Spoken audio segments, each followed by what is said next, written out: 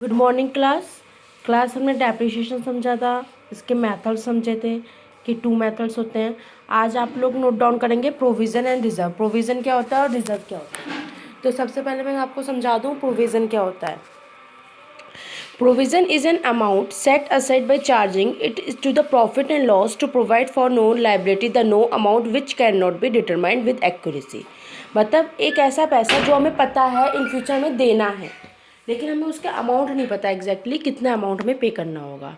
तो हम profit and loss account जब बनाते हैं तो हम एज अ एक्सपेंस मान लेते हैं। ये एक्सपेंस नहीं होता है प्रोविज़न, लेकिन हम एज अ एक्सपेंस मान लेते हैं कि हमें ये पैसा इन फ्यूचर देना है, लेकिन उसका हमें एक्यूरेट अमाउंट नहीं पता कितना देना है। जैसे आप एक इंश्योरेंस प्रीमियम ले सकते हो, आपको इन फ्यूचर पता है कि इंश्योरेंस प्रीमियम का पैसा पे करना पड़ेगा, क्योंकि इंश्योरेंस प्रीमियम 25 अगस्त को जैसे आपकी जाती है क्वार्टरली बेसिस, तो 25 अगस्त को जानी है, ये कन्फर्म है। लेकिन आप अभी जून की या जुलाई का बना रहे हो P&L, तो उसमें आप इन फ्यूचर में डाल के रखोगे प्रोविज़न में, लेकिन इन फ्यूचर वो आपको देना है, लायबिलिटी में आप शो करोगे, लेकिन वो आपको एग्जैक्टली अमाउंट नहीं पता कितना देना है। ऐसी रिजर्व क्या होता है, एक प्रॉफिट का पार्ट हम सेव करके रखते हैं इन फ्यूचर, अगर कोई सर्कमस्टेंसेस आ जाए जो उसमें हम पैसा यूटिलाइज कर सकें, यूज़ कर सकें अपने बिजनेस की फाइनेंशियल पोजीशन से। जो हम प्रॉफिट एज ए सेव करके रखते हैं वो हमारा रिजर्व का पार्ट होता है। एक बार मैं डिटेल में आपको समझा देती हूँ प्रोविज़न क्या है। Provision is a charging against profit. It means provision has to be made irrespective of business enterprises it earning and a profit और इनक्योर लॉस। मतलब हमें या तो बिजनेस में प्रॉफिट और लॉस अकाउंट बनाएंगे, चाहे प्रॉफिट हो चाहे लॉस हो, लेकिन फिर भी हम कुछ पैसा संभाल के रखेंगे, क्योंकि जो हमें प्रीमियम देनी है वो as a liability in future देनी है। ये हमें कन्फर्म होता है कि हमें लाइबिलिटी पे करनी पड़ेगी, लेकिन एग्जैक्टली अमाउंट नहीं क्लियर होता है। जैसे depreciation on asset, provision for depreciation on asset या प्रोविज़न ऑन रिपेयर पे पता है हमें रिपेयर और रिन्यूअल पे पैसा लगेगा, लेकिन ये नहीं पता एग्जैक्टली कितना लगेगा। ज़्यादा भी लग सकता है, कम। टैक्स भी कभी पता है हमें पे करना है, लेकिन ये नहीं पता कैसे कितना करना है। डिस्काउंट ऑन डेटर्स या डिस्काउंट प्रोविज़न फॉर बैड डेब्ट डाउटफुल डेब्ट, पता है हमारा पैसा डूब गया है लेकिन कुछ पैसा मिलने वाला है, लेकिन कुछ पैसा क्या मिलेगा ये नहीं पता। लेकिन ये पता है लाइबिलिटी हमें इन फ्यूचर ये पे करनी पड़ेगी, लेकिन गारंटी नहीं पता कितना अमाउंट एग्जैक्टली नहीं पता, लेकिन ये कंफर्म है कि हमें मिलेगा। अब रिजर्व में क्या होता है, हमें कुछ पता भी नहीं होता कि हमें देना भी पड़ेगा इन फ्यूचर या नहीं देना पड़ेगा। जैसे कि आप इसका एक एग्जांपल ले सकते हो, आपकी सैलरी आई, सैलरी आने के बाद आपको पता है कि हम फ्यूचर में यूज़ करेंगे पैसा, हमारा फ्यूचर में ये यूज़ होना है पैसा, लेकिन ये नहीं पता कहाँ पे होना है। कोई अनसर्कमस्टेंसेस आएगी उसमें होना है, या हमारे जो परमानेंट एक्सपेंसेस है उस पर होना है। तो ये सारी चीज़ें हम एक ऐसा रखते हैं पैसा रिजर्व करके, सेव करके। जैसे कि जनरल रिजर्व, डिविडेंड रिजर्व, ये सब इसके पार्ट हो गए। रिजर्व फंड जिसे हम कह सकते हैं, उसमें हम सेव करके रुपये रखते हैं। प्लग बैक ऑफ प्रॉफिट भी बोला जाता है रिजर्व को, कि कभी भी आपका प्रॉफिट में से हम पैसा वो ले लें, सेविंग अपनी ले लें और कहीं यूटिलाइज कर लें। अब रिजर्व एंड प्रोविज़न में अगर हम डिफरेंस देखें तो रिजर्व क्या का मतलब होता है कि एक पार्ट है जिससे हम लाइबिलिटी में अपनी यूज़ कर सकते हैं, और ये एक स्ट्रेंथ है फाइनेंशियल पोजीशन के लिए बिजनेस की, मतलब एक एज अ प्रॉफिट का पार्ट है। और चेंज इन एप्रोप्रिएशन में अगर देखें तो provision as a charge against profit और reserve is a appropriate profit. अगर हम ऑब्जेक्टिव में बात करें तो ऑब्जेक्टिव में ये होता है, objective is provide known liability can not B calculate accurately. मतलब हमें पता तो है प्रोविज़न हमें कि पैसा देना पड़ेगा इन फ्यूचर, लेकिन ये नहीं पता एग्जैक्टली अमाउंट कितना देना पड़ेगा। और हमें रिजर्व में पता है कि हमें पैसा फाइनेंशियल पोजीशन, मतलब हम सेविंग करके रख रहे हैं, इन फ्यूचर कभी भी कितने भी अमाउंट हमें यूज़ हो सकते हैं। और फिर अगर हम इसके प्रॉफिट लॉस की बात करें तो ये डेबिटेड होता है प्रॉफिट एंड लॉस में, प्रॉफिट चाहे रिड्यूस भी हो, लेकिन हमें पैसा ये देना ही पड़ता है। रिजर्व में क्या होता है, रिड्यूस डिविजल प्रॉफिट, जो हमारा डिविजल प्रॉफिट होता है उससे हम रिड्यूस करते हैं। और क्रेडिट में बात करें तो प्रोविज़न जो है वो क्रेडिट होता है इनसफिशिएंट प्रॉफिट से, और रिजर्व जो क्रेडिट होता है इनएडिक्वेट आर प्रॉफिट ओनली से। मतलब प्रॉफिट अगर हुआ तो हम रिजर्व रखेंगे, तभी तो हमारी सेविंग होगी, वरना तो हमारे परमानेंट एक्सपेंस निकलेंगे। सैलरी ज़्यादा होगी तभी हम अपनी सेविंग कर सकते हैं। तो ये चीज़ है रिजर्व की। रिजर्व क्या है, प्रॉफिट है। अगर बिजनेस में आपने प्रॉफिट ज़्यादा अर्न किया तभी आप सेविंग कर सकते हो, अदरवाइज आप सेविंग कैसे करोगे। तो कोई भी चीज़ है रिजर्व आप तभी कर सकते हो जब आपके पास एक्स्ट्रा है, वो प्रॉफिट का पार्ट है। लेकिन ये लाइबिलिटी आपको प्रोविज़न है, प्रोविज़न में क्या है, वो आपको इन फ्यूचर देना ही देना है, चाहे आपको प्रॉफिट हो या ना हो, लेकिन आपको प्रीमियम जाना है तो जाना है। तो इसके रिगार्डिंग कोई भी क्वेरी होती है तो आप लोग मुझसे पूछिएगा। प्रोविजन एंड रिजर्व आपका टॉपिक क्लियर हो गया है, आप इसे भी नोट डाउन कर लीजिए। ये सारे आपके टॉपिक्स थ्योरिकल हैं, तो थ्योरिकल टॉपिक को सारे नोट डाउन करिए। और क्वेरी क्लास होगी 7:30 बजे, तो उस समय आप मुझसे क्वेरी में पूछ सकते हो ये सारे टॉपिक। अब है न्यूमेरिकल की बात, तो मैं 2 न्यूमेरिकल में जो आपको समझाना है स्ट्रेट लाइन मेथड के ऊपर बेस्ड है। तो कल मैंने आपको स्ट्रेट लाइन का मेथड का फॉर्मूला समझाया था। अगर आप लोगों ने क्वेरी क्लास ली थी तो आपको क्लियर होगा कि मैंने मेथड्स आपको कैसे समझाए हैं। स्ट्रेट लाइन भी समझाया है, WD भी समझाया है, तो उसमें मैंने दोनों मेथड समझाए हैं आपको। और ये हम स्ट्रेट लाइन मेथड से रिगार्डिंग न्यूमेरिकल्स करेंगे इसमें। तो मैं आपको इसके रिगार्डिंग न्यूमेरिकल बता देती हूँ कैसे कैसे। जैसे कि आपका फर्स्ट क्वेश्चन है, calculate the amount annual depreciation and rate of depreciation under straight line method. Purchase second hand machine 96,000, spend 24,000 its cartage, repairs and installation, estimated useful life 4 year, estimated residual value 72,000। मतलब जैसे आपकी जो machine की cost थी वो कितनी थी 96, जिसमें आपने 24,000 कार्टेज के जोड़े, मतलब उसे लगाने के ये सब चीज़ें करने के 24,000 और लगे, तो आपके कितने हो गए 10 4 6 में 4 जोड़ेंगे तो 1,00,000, तो ये हो गया 1,20,000 की तो आपकी मशीन हो गई। अब उसमें स्क्रैप वैल्यू अगर हम देखें तो 70,000 का उसमें पैसा लग चुका है, 72,000 का, तो 72,000 आपकी स्क्रैप वैल्यू हो गई। कितने साल लग रही, 4 साल तक, तो 4 साल के आपके 12,000 का अमाउंट ऑफ डेप्रिसिएशन निकल के आता है। अब आपका अमाउंट ऑफ डेप्रिसिएशन 12,000 का होता है और आपकी कॉस्ट ऑफ मशीन 1,20,000 की थी, और rate of depreciation multiply by 100 करेंगे तो 10% का आपका डेप्ट लग रहा है मशीन पे। ठीक है, ये फॉर्मूला समझ में आया। जो हमारा अमाउंट ऑफ एनुअल डेप्ट निकालने का होता है, cost of machine minus scrap value upon life in year, जितना टाइम के लिए हम यूज़ कर रहे हैं। रेट ऑफ डेप्रिसिएशन निकालने का, जो अमाउंट ऑफ डेप्रिसिएशन निकाला है upon cost of machine into 100। ये दोनों फॉर्मूले आप नोट डाउन कर लीजिए। जो अमाउंट ऑफ एनुअल डेप्ट निकालते हैं उसका फॉर्मूला होता है cost of machine minus scrap value upon life of year, और रेट ऑफ डेप्रिसिएशन निकालने का होता है हमारा अमाउंट ऑफ एनुअल डेप्ट upon cost of machine into 100। तो इसके रिगार्डिंग क्वेश्चन करके देखिएगा, एग्जाम्पल्स जो हैं। अब एग्जाम्पल सेकंड में आपको क्लियर कर देती हूँ। On 1 April 2016 x purchase machine costing 4 lakh, spend 50,000 installation and estimated machinery 10% after the value residual value 50,000 only for the amount of annual डेप्ट फिक्स्ड इंस्टॉलेशन पीरियड। मतलब फिक्स इंस्टॉलेशन का मतलब क्या है, आपका स्ट्रेट लाइन मेथड से है। 3 साल का डेप्रिसिएशन लग रहा है और बुक क्लोज हो रही है, तो सबसे पहले हम बुक किसकी है, एक्स लिमिटेड। तो सबसे पहले हम इसमें बनाते हैं format book of x limited. क्या बना रहा है, मशीनरी अकाउंट। ऐसे कंप्यूटर की अगर कंप्यूटर परचेज करें तो कंप्यूटर अकाउंट, यहाँ पे हमारा मशीनरी अकाउंट बनेगा। कब की है मशीन, 1 अप्रैल को हमने खरीदी है, तो हम क्या बनाएंगे, 2 बैंक अकाउंट। कितने का खरीदा है, 4 लाख रुपए का। 2 बैंक अकाउंट 4 लाख रुपीज़। अब उसमें हमने क्या करा है, उसमें हमने 40,000 उसके पैसा, हमने 50,000 का पैसा उसकी रेजिडुअल वैल्यू के लिए लगाया है। मतलब उसमें हमने एक्सपेंस करा है।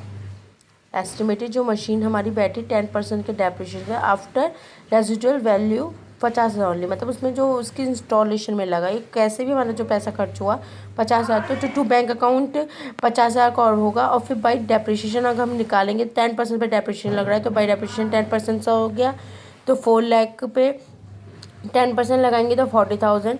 एंड देन टोटल करेंगे, टोटल करने के बाद हमारा बैलेंस बच जाएगा बाई बैलेंस CD 4,10,000।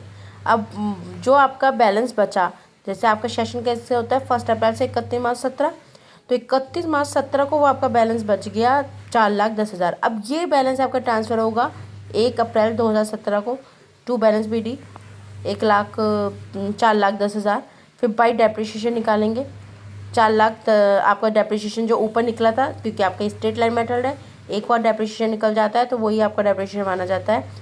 जो 4,10,000 में आपका जैसे डेप्रिसिएशन 4 लाख का निकला था, वही डेप्रिसिएशन होगा 40,000 का। फिर आपने वो माइनस करा 4,10,000 में से, तो आपका 3,70,000 का हो गया 31 मार्च 2018, क्योंकि पूरा सेशन 31 मार्च। अब 31 मार्च 2019 का होगा नेक्स्ट सेशन, तो 1 अप्रैल 2018 में आपका ये ट्रांसफर हो गया 370। फिर 40,000 का, क्योंकि स्ट्रेट लाइन है तो वही डेप चलता रहेगा। अगर ये WDV होता है तो चेंज करते हैं हम, लेकिन ये स्ट्रेट लाइन मेथड है तो सेम डेप चलता रहेगा 40,000। एंड देन टोटल करेंगे अमाउंट, एंड देन बैलेंस निकालेंगे तो 3,70,000। अब कैलकुलेशन अगर हम डेप्रिसिएशन की देख लें तो हमारी जो कैलकुलेशन होगी, तो 4 लाख का हमने मशीन इंस्टॉलेशन में पैसा लगाया था, जिसमें 50,000 इंस्टॉलेशन करके और लगा था हमारा पैसा। और स्क्रैप वैल्यू भी हमने मानी थी 50,000 की, तो हमारा 10 ईयर्स के निकालें तो 40,000। आप ये वाले मेथड से भी कर सकते हो, जो मैंने ऊपर आपको मेथड समझाया, जैसे कॉस्ट ऑफ वैल्यू इतनी और फिर स्क्रैप वैल्यू, फिर then life of the year, तो आपका डेप्रिसिएशन आराम से वैल्यू फाइंड हो जाएगी।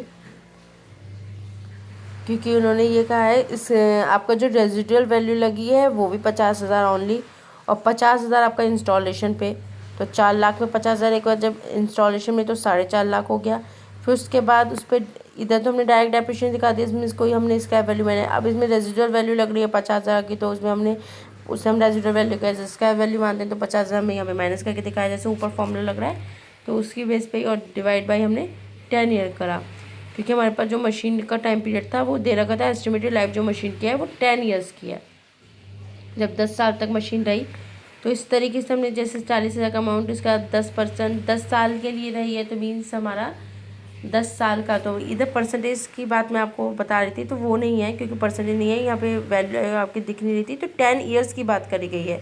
तो सबसे पहले तो आप यही बनाएंगे कैलकुलेशन ऑफ डेप्रिसिएशन, तो मैं ऊपर फॉर्मूला आपको समझा चुकी हूँ डेप्रिसिएशन ईयर का कैसे निकलता है। जो आपकी कॉस्ट है उसमें इंस्टॉलेशन, और जो आपकी स्क्रैप वैल्यू है वो माइनस करके, देन डिवाइड बाई 10 ईयर्स करके, तो आपकी 40,000 पर एनम की आ गई। अगर परसेंटेज भी दी होती है, जैसे 10% दे रखे, तो हम इंस्टॉलेशन करके जो हमारा टोटल अमाउंट होता है स्क्रैप वैल्यू माइनस करके डिवाइड बाई 10 ईयर्स करके, जैसे 40,000 10% दिया होता है तो 10% निकाल देते, 40,000 का 10% 4,000 हो जाता है, ऐसे करते अगर हमारे परसेंटेज में दे रखा होता है। लेकिन यहाँ पे 10 ईयर्स की बात करेगी, ये तो सिंपल है, यहाँ पे तो कोई परसेंटेज भी नहीं दी है, तो आपने डायरेक्ट अमाउंट निकाल लिया कैलकुलेशन डेप्रिसिएशन का। फिर हम एक बार रिपीट कर लेते हैं क्वेश्चन। 1 अप्रैल को थी हमारी 40,000 की, फिर उसमें हमें जो पैसा लगा के एक्सपेंस करना पड़ा था 50,000, तो टोटल मशीन की कॉस्ट हो गई थी 4.5 लाख। डेप्रिसिएशन हमारा 40,000 का था, फिर मशीन का जो बैलेंस बचा था वो बचा था 4,10,000। फिर नेक्स्ट ईयर में 4,10,000 ट्रांसफ़र हुआ, फिर डेप्रिसिएशन हमारा सेम लगेगा क्योंकि स्टेट लाइन मेथड है, 40,000 का डेप लगा, फिर बचा हमारे पास बैलेंस 3,70,000, फिर 3,70,000 का बैलेंस बचा, फिर सेम है SLM मेथड है, तो 40,000 ही डेप हुआ, तो फिर हमारे पास बैलेंस बचा 3,30,000। अगर वो कहता 1 साल और एक्स्ट्रा करनी है, 3 साल का डेप्रिसिएशन मांगा था, इसलिए क्योंकि बुक अकाउंट प्रिपेयर होनी है फर्स्ट 3 ईयर्स की, अगर 4 ईयर की होती है तो हमें आगे बिल्कुल सेम करते रहते ट्रांजेक्शन। तो 3 ईयर का है, तो आपका ये क्वेश्चन यहीं पे कंप्लीट हो गया। जो आपका फाइनल आंसर आएगा वो 3,30,000 आएगा। अब हम देखते हैं थर्ड क्वेश्चन। थर्ड क्वेश्चन में है, on 1 April 2015 furniture costing 55,000, purchase is estimated life 10 साल, and which it will be sold for rupees 5,000. Address are made 1 April 2016 and 1 October 2018. The value of 9,500 and 8,400 is the residual value, मतलब इसका value 500 and 400 respectively. Show the furniture account first 4 year, 4 साल का दिखाना है। Estimated state line method, मतलब SLM method है आपका, लेकिन डेप्रिसिएशन आपको कितने साल का दिखाना है, 4 साल का। लेकिन 1 अक्टूबर 2018 में देखना, उसमें 9,500 एंड 400 का और डेप लग रहा है। तो सबसे पहले मैं आपको डेप्रिसिएशन निकलवा देती हूँ। कैलकुलेशन ऑफ डेप्रिसिएशन में डेप्रिसिएशन 1 55,000 की आपकी कॉस्ट थी, स्क्रैप वैल्यू 5,000 की, तो 10 साल का हो गया। डेप्रिसिएशन 2 निकालेंगे 5,000 की। डेप्रिसिएशन 2 में आपका क्या है, 9,500 की आपकी फर्स्ट, क्योंकि ये बात दे रखी है आगे लाइन में पढ़िए।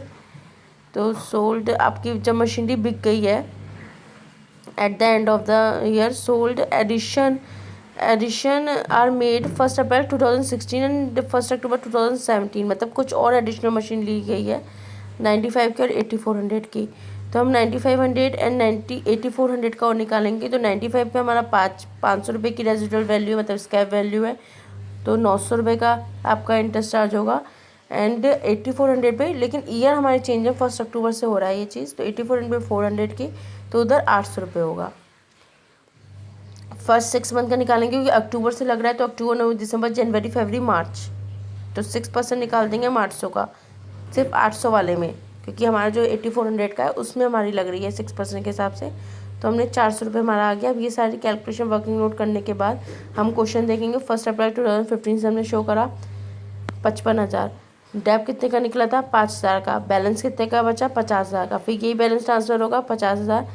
फिर आपकी 1 अप्रैल 2016 में ही आपने एक मशीन खरीदी है, कितने की? 9500 की। तो 1 अप्रैल 2016 में ही आपने जो मशीन खरीदी है वो 9500 की खरीदी है। पहला डैप आपका कितने का था? 5,000 का। दूसरे पे डैप कितने का लगा था? 900 रुपये का। टोटल करा 5900। तो ये तो आपको टोटल डैप हो गया। अब टोटल अमाउंट करोगे तो आपका अमाउंट कितने का आ जाएगा? 59,500 का, 59,500 का और 5900 का डैप। तो टोटल अमाउंट कितने का बचा यहाँ पे? 53,600 का। बैलेंस शीट निकालोगे तो बैलेंस शीट कितने का आएगा? 53,600, क्योंकि आपका 59,500 था। 59,500 में से आप 5,900 माइनस कर दोगे तो आपका बैलेंस का बचेगा 53,600। 53,600 का आपका बैलेंस बचेगा। देन उसके बाद आप इसमें डेप्रिशिएशन निकालोगे। जैसे कि आपका अगर ऐसे डेप्रिशिएशन निकालोगे तो टोटल जैसे कितने का अमाउंट था? 5,000 का अमाउंट था। 5,000 का डेप लग रहा था तो आपने माइनस करा तो 45,000 का। 5200 में आपने 9500 का डेप था। 9500 की वैल्यू कॉस्ट थी और जिसमें डेप लग रहा था 900 का, तो आपकी आई 6,600 की वैल्यू। देन टोटल करेंगे तो 53,600 ऑटोमेटिकली वैसे भी बैठना है, वैसे भी बैठेगा। तो आपका ये डेप्रिशिएशन निकल गया। फिर यही बैलेंस आपका ट्रांसफ़र होगा बाय बैलेंस BD करके। फर्नीचर 1 की वैल्यू जो है आपकी 4500, फर्नीचर 2 की वैल्यू 6,600। अब इस पर डेप्रिशिएशन लगाएंगे तो 5,000 का तो डेप्रिशिएशन चल रहा है और सेकंड मशीनरी पे 900 रुपये का डेप्रिशिएशन चल रहा है। सेम चलेगा हमारा, क्योंकि 1 अप्रैल 2017 से 31 मार्च 2018 तक है। ठीक है, सेम वैल्यू। फिर ये वैल्यू आपकी ट्रांसफर हो जाएगी। अब यहाँ पे इंस्टॉलेशन आपने करवाया है 1 अप्रैल 2018 में, तो ये वाला बैलेंस आपको जैसे ट्रांसफ़र होता है वैसे ट्रांसफ़र हो गया।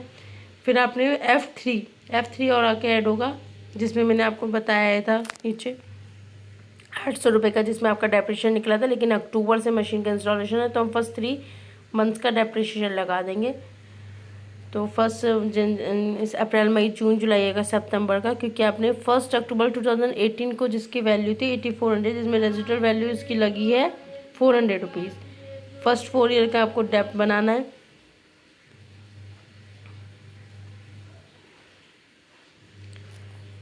क्वेश्चन की लाइन को समझिए और उसके अकॉर्डिंग वर्क करिए। डेप्रिशिएशन हो गया यहाँ पे F3 पे 400 का डेप्रिशिएशन आपने लगा दिया। टोटल डेप्रिशिएशन की वैल्यू आ गई 6,300। देन बैलेंस निकालेंगे जैसे हम F1 में निकालते हैं। वैल्यू कितनी थी? 40,000 रुपये। 40,000 में 5,000 का डेप लगा 35,000। F2 में कितनी वैल्यू थी? 7,700 रुपये। 900 रुपये का डेप लगा 6,800। फिर देन आपकी वैल्यू F3 की अगर हम देखें तो कितने की वैल्यू थी? 8,400 की वैल्यू थी। जो आपने 1 अक्टूबर को मशीन इंस्टॉल करी है उसकी वैल्यू कितनी थी? 8,400। 8,400 में आपका 400 रुपये का डेप लगा तो कितनी वैल्यू बची? 8,000। तो ये सेम चीज़ें से हम अपना कैलकुलेट करेंगे। वैल्यू तो वैसे जब डेप लग रहा था तो 800 रुपये बच रहे थे, लेकिन उसका हम 6 महीने का डेप्रिशिएशन भी तो निकालेंगे, क्योंकि ये है 1 अक्टूबर को आपकी लगाई गई है। तो 6th मंथ के लिए तो आपकी वो मशीन डेप में चली होगी ना, तो उसका हम डेप्रिशिएशन बना देंगे। करके देखिएगा ये सारे क्वेश्चंस। अगर इसमें कोई क्वेरी होती है तो आप लोग मुझसे 7:30 बजे जब आज क्वेरी होगी तो क्वेरी में आप लोग मुझसे क्लियर करिए क्वेश्चन।